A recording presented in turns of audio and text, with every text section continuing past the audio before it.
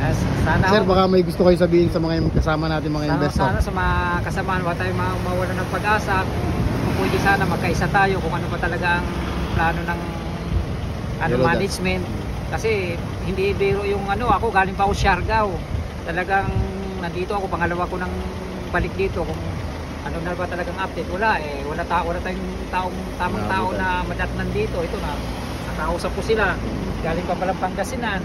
Medyo hindi biro yung mga natin pinagdadaanan tayo umaasa at yung pera naman hindi naman natin basta-basta pinupulot na lang. Mayroong pinanggalingan din yon. Iba sa atin kinuha natin sa loan. Anong masasabi mo, sir, sa mga leader ng mga Yellow Dot dito? Dapat naman para maliwanagan tayo, magpakita naman sila kung ano yung yung totoo talaga. Kasi hirap na rin po yung mga dapat ganun sanang yung sasabihin nila, huwag silang magtago sa palda ng sana Yellow Dot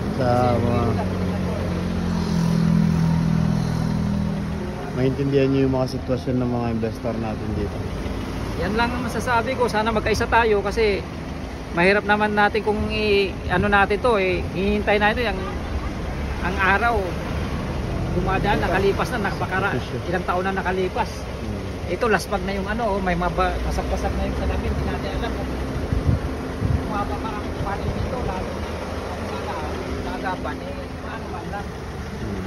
Sige sir, maraming salamat sa message mo sa mga natin, mga investor natin. Kasi kaibigan ko rin na nasa